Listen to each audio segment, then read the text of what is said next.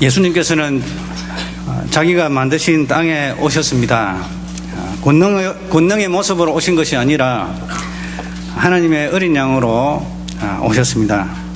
우리 죄를 속하기 위한 희생제물로 오셨습니다. 그러나 십자가에 못 박히시기 전에 우리 주님께서는 사람들을 긍휼히 여기셨기 때문에 그들의 질병과 그리고 고통을 우리 주님께서 그저 지나칠 수가 없었기 때문에 그들을 고쳐주신 것입니다. 우리 주님께서는 이 땅에 오신 것은 우리의 병을 고쳐주러 오신 것도 아니고 우리를 성공시켜 주시러 오신 것도 아니고 우리의 죄를 용서하시기 위하여서 죄를 짊어지고 가셔서 우리의 죄를 없이 하시려고 십자가에서 죽으시려고 이 땅에 오신 것입니다. 자, 그러는 가운데 우리 주님께서는 만나는 사람마다 긍휼한 마음을 가지셨기 때문에 많은 기적들을 행하셨습니다. 날 때부터 소경된 자의 눈을 뜨게 하셨고 또한 죽은 사람, 심지어 죽은 사람까지도 살려내셨습니다. 자, 이렇게 우리 주님께서는 이러한 주님의 이 기적과 이적의 이러한 역사들은 우리 주님께서 메시아이심을 또한 나타내는 그러한 증거이기도 합니다. 그런데 이렇게 특이하고 강력한 메시아에 대한 그러한 증거임에도 불구하고 유대인들은 참으로 특이하리만큼 예수님을 믿지 아니했던 것입니다. 상식적으로 보면은 성전일과 제사와 대제사장직이 있었던 바로 도시인 예루살렘의 도시가 어찌 보면은 모든 그 지역에서 예수님을 가장 영접하고 믿어야 했어야 했던 그러한 장소였습니다. 그런데 반대로 세상의 어느 지역보다 이 예루살렘이라는 곳이 주님을 가장 배척했습니다. 대제사장, 예수님을 설명하고 예수님을 받아들여야 했던 대제사장들이 예수님을 가장 싫어했습니다.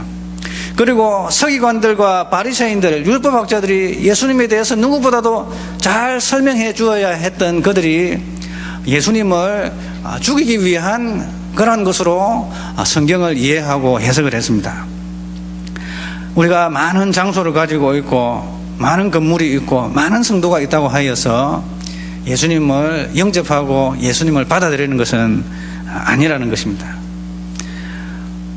기독교의 문화가 형성이 되었다고 해서 예수님을 다 받아들이는 것은 아니라는 것입니다. 동방의 예루살렘이라고 불렸던 그 평양, 그곳에는 한국 최고의 교회들이 많았습니다. 그리고 최고의 병원들이 많았습니다. 최고의 선교사를 자녀들을 양육하는 그런 학교들이 많았습니다. 그래서 동양 지역에 있는 많은 선교사들이 자신의 자녀들을 앞다투어서 평양에 유학 보내기 위해서 열심히 노력했던 곳입니다. 그것이 바로 평양입니다. 그런데 평양이 어떻게 됐는가? 신사참배를 가결하는 그러한 중심 도시가 되어버렸습니다. 하나님을 찬양할 것 같고 하나님을 위해, 주님을 위해서 모든 것을 희생해야 할 것 같은 그러한 예루살렘이, 동방의 예루살렘이라고 불리던 그곳이 오히려 조선반도를 신앙의 변질로 이끄는 신사참배를 가결하는 그러한 중심 도시로 변모가 되었다는 것입니다. 그리하여서 하나님께서는 그 북녘 땅을 지금까지 고통 가운데 있게 하는지 모르겠습니다. 이 불신앙적인 요소들, 신앙의 변질을 가져다 주었던 이 예루살렘을 회복시키기 위하여서 우리 주님께서는 고통과 억압 속에서 참된 신앙이 무엇인지를 지켜가는 그러한 지켜가는 사람들을 오늘도 심어 놓으셨기 때문입니다. 제가 미국에서 이 공부하는 동안에 이 한국 유학생들이 특별히 이제 선교를 이렇게 연구하는 사람들은 거의 대부분의 이런 이 마음이 북한에 가 있습니다. 북한은 어떻게 선교할 것인가? 그리고 통일된 이 한반도가 어떻게 세계를 선교를 감당할 것인가? 주로 거기에 많은 초점이 있습니다. 그리고 정치를 공부하는 사람들은요, 북한의 이 정치 체계를 연구를 하고 또한 조사를 하고 발표하고 논문을 씁니다. 그래서 대부분의 북한에 관한 그러한 연구하는 사람들은 한국 사람들이 미국에 남겨준 이 논문들을 많이 참고를 합니다. 아, 실상이 이렇구나. 제가 이 논문을 쓰면서 북한에서 탈출하여서 남한에 내려오신 그러한 분들하고 많은 이러한 인터뷰를 했습니다. 지금은 북기총, 북한 기독교 총연합회를 결성해가지고 북한이 문이 열리면은 북한에 그 교회를 심겠다고 결성해 놓은 단체들이 있습니다. 탈북한 출신의 목회자들 중심으로 해가지고 그렇게 하고 있고요. 그리고 탈북한 거의 3만 명에 가까운 사람들 중에서 훈련을 시켜가지고 그들을 다시 복음의 문이 열렸을 때, 통일이 되었을 때에 97%가 다시 북으로 돌아가겠다는 그런 의사를 밝혔습니다. 97%가 다시 북한 땅을 밟는데요. 통일이 되면 어떻게 열리면은 밟을 것인데, 그들을 잘 훈련을 시켜가지고 그들이 북한 땅에 복음을 전하도록. 왜냐하면은 우리 한국 사람들은 북한의 주체 사상을 모르잖아요. 들어는 봤지 주체 사상을 기반으로 한 삶을 살지 않았기 때문에 북한 사람들에게 효과적으로 접근할 수가 없습니다. 그래서 제일 좋은 것은 이 탈북한 사람들, 탈북민들을 갖다가 등에 업고 한국 교회가 가서 복음을 전거해야 하는 것입니다. 그래서 우리가 가서 복음을 전거하면은 실수하고 실패할 가능성이 높지만은 북한 사람들이, 탈북한 사람들이 가서 복음을 전거하면은 더 효과적이다라고 이야기를 하고 있습니다. 그러면서 그들이 주장하는 것은 남한 사회에 오니까 이 탈북한 사람들의 말을 잘 안 듣는데요. 변절자라고 그러고, 어떤 사람은 변절자라고 그러고, 배반자라고 그러고, 이 남한의 이제 이 남한의 백성이 되었는데 이들을 향해서 변절자라고 그러는 사람들이 있고, 잘 이야기를 안 듣는데요. 그래서 우리 탈북민들의 입장을 좀 대변해 주십시오 라고 했습니다. 자, 그러면서 그들이 주장하는 것은 북한에는 가짜 교회들이 있는데 그것은 진짜 신앙을 유지하기 위한 것이 아니라 대남 통일 전선 이 부소속으로 돼가지고 남한 사회를 적화하기 위한 대남 공작의 일환으로서 북한의 이 가짜 교회를 갖다가 이렇게 해가지고 그 가짜 교회를 통해서 남한의 체제에 반하는 이러한 기독교 지도자들과 남한에 있는 남한의 체제를 거부하는 지도자들과 연락을 하여서 남한 사회를, 체제를 무너시켜서 남한 사회를 공산화시키는 그러한 일환으로서 북한의 가짜 교회를 세워서 거기서 남한의 기독교 인사들과 만나게 하여서 남한의 공산화를 추진하는 그러한 일환으로서 가짜 교회를, 그리고 서방 세계의 이 자금을 받아들이기 위한 그러한 것이기 때문에 절대 북한의 가짜 교회를 통해서 자금을 전달하지 말라. 자금을 전달했더만은 그 대학에 주체 사상 탑을 만들질 않아. 남한 교회가 연합해가지고 자금을 북한의 이 교회에다가 전달했더니만 그걸 가지고 바로 그 정권의 그 호주머니 받들어. 절대 그런 짓 좀 하지 마시라. 왜 자꾸 그런 짓 하는지 모르겠다. 그래서 절대 그렇게 하지 마시라고 이렇게 이야기를 합니다. 자, 그런 이야기를 들었는데 최근에 태영호 공사가 적은 책에 의하면은 그 가짜 교회를 통해서 어떻게 북한 사회가 복음화 되어지는지를 이렇게 적어놨다. 이 백성들을, 공산당원들을, 철저한 공산당원들을 뽑아가지고 기독교에 물들지 아니할 만큼 사상적으로 투철한 사람을 뽑아가지고 교육을 시킨답니다. 당신들은 서방 세계의 이 부르주아적인 이러한 사상에 맞서서 싸워서 이렇게 우리의 혁명 과업을 이루는 그러한 대원들이지 기독교인들이 아니다. 주지를 시켜가지고 했습니다. 그래서 처음에는 교회에 참석하지 않아요. 외부에서 인사가 오면은 이제 참석을 시킵니다. 그래서 참석을 안 하니까 출석표를 만들어요. 출석표. 출석비를 참여를 독려하기 위해서. 자, 그래서 이게 처음에는 참석률이 저조했어요. 그런데 시간이 지나다가 보니까 이게 가짜 교인들이 계속 늘어나는 거예요. 그리고 어느 시점에 보니까 이 예배 시간에 바깥에서 자꾸 사람들이 서성이에요.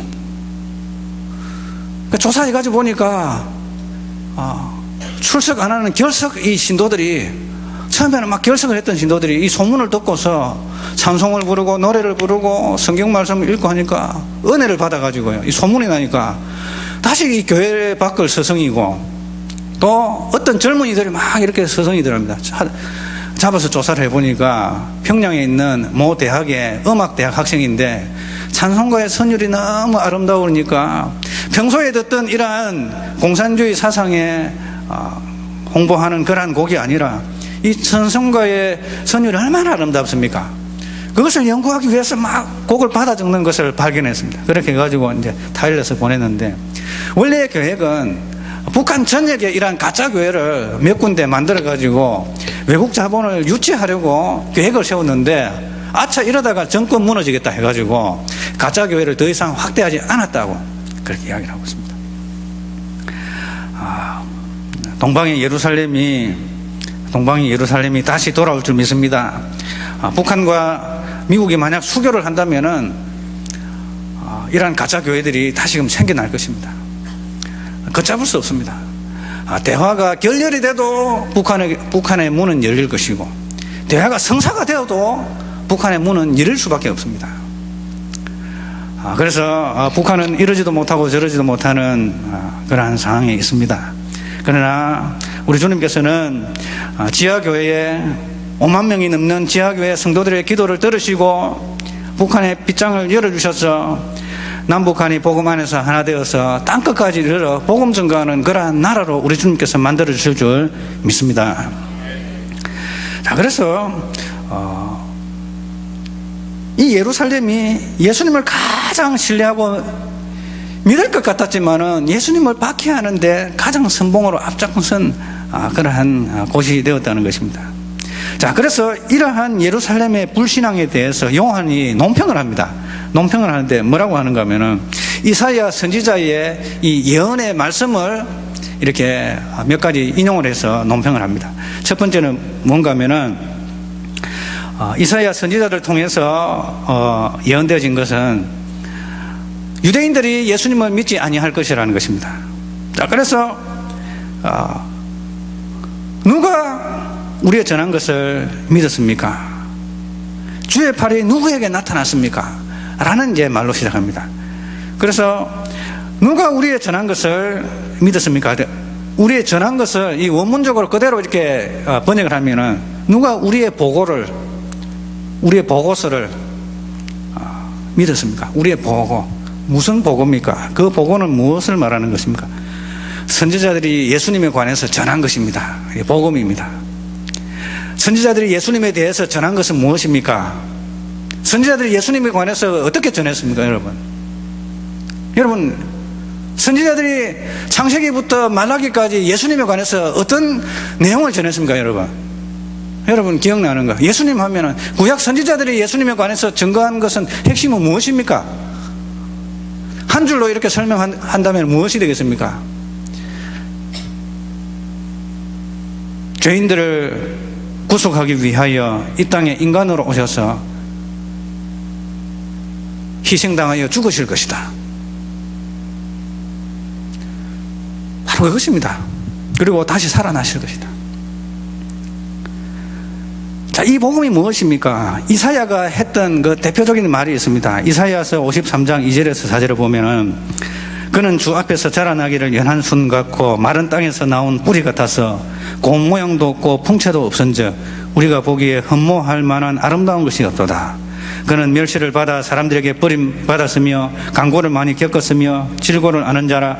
마치 사람들이 그에게서 얼굴을 가리는 것 같이 멸시를 당하였고 우리도 그를 귀하게 여기지 아니하였도다. 그는 실로 우리의 질고를 지고 우리의 슬픔을 당하였거늘. 예수님에 관한 메시아에 관한 구약 선지자들이 한결같은 그러한 핵심적인 그러한 내용은 우리를 위해서 고통당하실 것이다. 하나님의 어린 양으로 오실 것이다. 라는 것입니다. 그런데 이 유대인들이 그걸 믿지 않았다는 것입니다.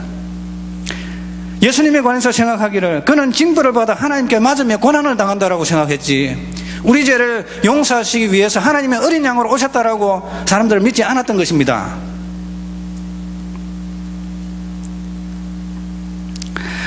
사람들이 믿지 않았습니다. 세상 죄를 지고 가는 하나님의 아들을 바라보며 사람들은 그는 징벌을 받아 하나님께 맞으며 고난을 당한다 라고 이야기했습니다. 손깍지를 하였습니다. 침을 뱉었습니다. 고개를 흔들었습니다. 내가 하나님의 아들이면은 그 십자가에서 내려와 보지. 이것이 바로 불신앙입니다.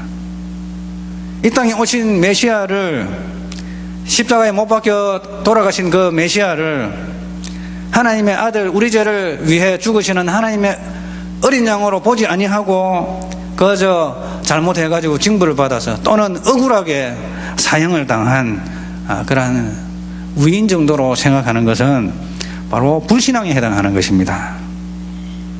요한복음 1장 9절에서 12절을 보면은 참빛 곧 세상에 와서 각 사람에게 비추는 빛이 있었나니 그가 세상에 계셨으며 세상은 그로 말미암아 지은 바 되었으되 세상이 그를 알지 못하였고 자기 땅에 오매 자기 백성이 영접지 아니하였으나 영접하는 자 곧 그 이름을 믿는 자들에게는 하나님의 자녀가 되는 권세를 주셨나니 이는 혈통으로나 육정으로나 사람의 뜻으로 나지 아니하고 오직 하나님께로부터 난 자들이니라.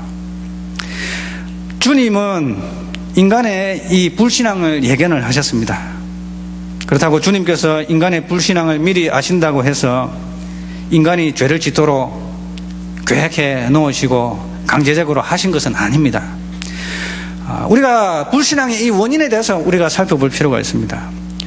오늘 이 본문에서는 이 불신앙이 왜 생겨나는지, 그 불신앙의 원인이, 예수님을 메시아로 받아들이지 아니했던 그 원인이 무엇인지에 관해서 설명하고 있습니다. 39절 40절에는 유대인들이 예수님을 불신앙하는 이유에 대해서 설명하고 있습니다. 먼저 그가 어둡게 하셨습니다. 그들의 그 눈들을. 그리고 그가 돌같이 굳게 하셨습니다. 그들의 그 마음을. 그는, 그라고 표현된 그는 이사야일 수도 있고 또는 하나님일 수도 있습니다. 이사야의 예언서에 의해서 그들이 믿지 못하도록 방해를 받았는 것은 아닙니다. 이사야의 선지자의 이 예언을 이루게 하기 위해서 그들이 불신했다라고 하고 있습니다. 이사야의 예언이 그들을 믿지 못하도록 한 것입니까? 그렇지는 않습니다. 그들이 예수님을 믿지 못했던 원인은 그들의 마음의 완악함으로 말미암아서 되어진 것입니다. 그로 인하여서 예수님을 믿을 의지가 없었던 것입니다. 그들이 원하였다면 예수님을 믿었을 것입니다. 그들은 원치 않았으며 따라서 믿을 수가 없었던 것입니다. 어거스틴은 이런 말을 했습니다. 만약 내가 왜 그들이 믿을 수 없는가를 질문을 받는다면 한마디로 그들은 원치 않았기 때문이다. 하나님 탓을 하지 말라는 것입니다. 하나님께서 모든 것을 알고 계시고 그들이 믿지 아니할 것을 알고 계셨지만 그것으로 인해서 그것도 예언된 것이지만은 그것은 하나님 탓이 아니고 그들이 원치 않았기 때문이다 라고 이야기하고 있는 것입니다. 우리 주님께서는 역사를 초월하시고 시간을 초월하시는 그런 분이시기 때문에 알고 계신 것입니다. 그들이 믿지 못하였다는 것은 다른 누구의 잘못이 아니라 인간 의지의 잘못으로 인한 것임을 우리가 알아야 될 것입니다. 자, 그리하여 그들이 보지 못하며 그리고 그들이 깨닫지 못하여 그 마음으로 그들이 돌이키지 않았습니다. 그리하여서 주님께서 그들을 고칠 수가 없는 것입니다.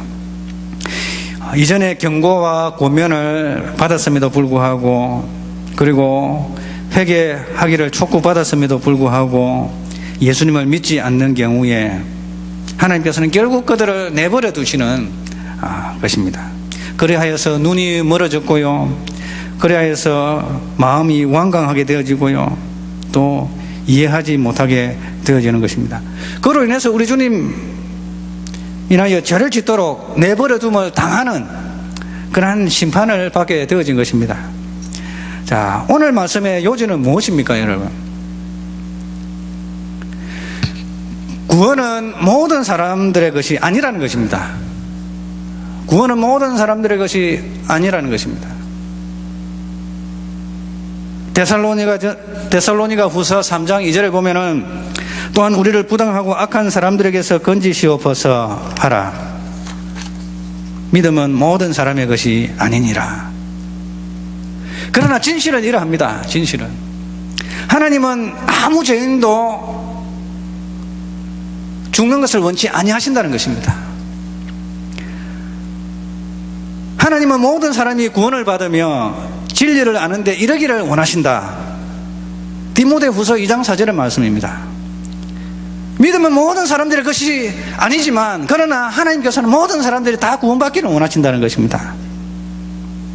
주님은 가장 완악한 마음도 부드럽게 하시기를 기뻐하시며 가장 큰 죄인의 눈도 뜨게 하시기를 원하십니다.